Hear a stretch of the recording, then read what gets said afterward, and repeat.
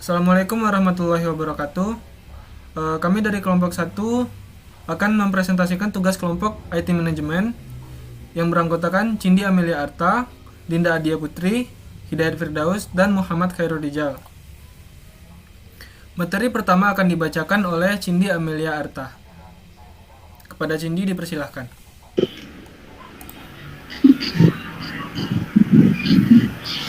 Keterkaitan antara sistem informasi manajemen dengan teknologi informasi adalah keduanya sama-sama bergerak di bidang informasi.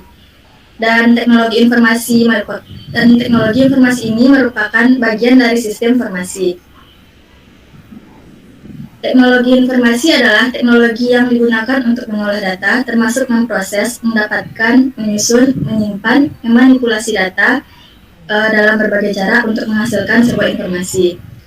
Kemajuan teknologi informasi sendiri mempengaruhi tingkat kemajuan dalam beberapa bidang, yaitu bidang pemerintahan, jasa, pendidikan, keuangan, atau perbankan, dalam bidang jasa, dan bidang lainnya. Yang pertama, pada bidang pemerintahan. Pada bidang pemerintahan ini, kemajuan teknologi informasi yaitu dalam mengatasi permasalahan seperti adanya data yang tidak relevan, tidak akurat, dan tidak diintegrasikan oleh instansi terkait. Masalah tersebut diatasi dengan menggunakan pembangunan tata pemerintahan, termasuk kependudukan berbasis elektronik.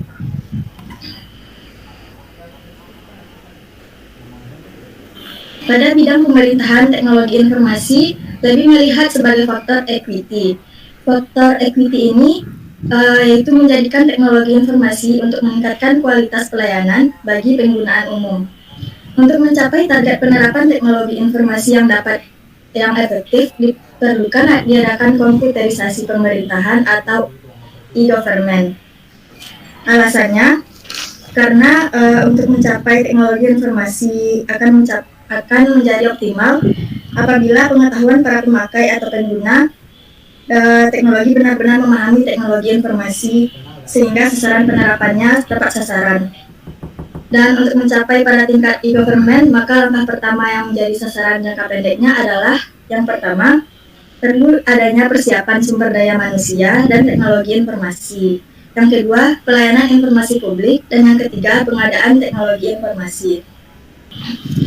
Baiklah, itulah penjelasan mengenai bidang pemerintahan. Selanjutnya akan dijelaskan oleh Dinda Adia Putri. Baiklah, selanjutnya bidang jasa. Pengembangan teknologi informasi memberikan banyak manfaat dalam bidang jasa teknologi informasi, seperti memudahkan penyewaan barang melalui marketplace berbasis web. Dalam penerapan penggunaan teknologi informasi, harus terus ditingkatkan agar dapat mengikuti perkembangan yang cepat dan memenuhi tuntutan persaingan dunia kerja. Salah satu contoh dari pemanfaatan teknologi informasi dalam bidang jasa yaitu sistem informasi marketplace, penyewaan barang berbasis web, dan dengan framework Laravel. Sistem ini memudahkan calon penyewa dalam menemukan barang yang diinginkan dan bagi pemilik barang untuk memudahkan memasarkan barang, mengelola barang, serta mengelola pesanannya. Baiklah, selanjutnya bidang pendidikan yang akan dijelaskan oleh Dayat. Baiklah, ketiga, bidang pendidikan. Dalam bidang pendidikan, sistem informasi manajemen dan teknologi informasi juga saling berkaitan. Sistem informasi manajemen dapat digunakan untuk mengolah informasi yang terkait dengan kegiatan administratif dan akademik di sekolah ataupun di universitas, seperti data siswa, data guru, jadwal pelajaran, dan lain sebagainya. Teknologi informasi di sisi lain dapat digunakan untuk mendukung pengolahan informasi tersebut dengan menggunakan berbagai aplikasi atau sistem komputer. Dalam konteks ini, teknologi informasi merupakan bagian dari sistem informasi manajemen karena teknologi informasi digunakan untuk mendukung sistem pengolahan informasi secara keseluruhan.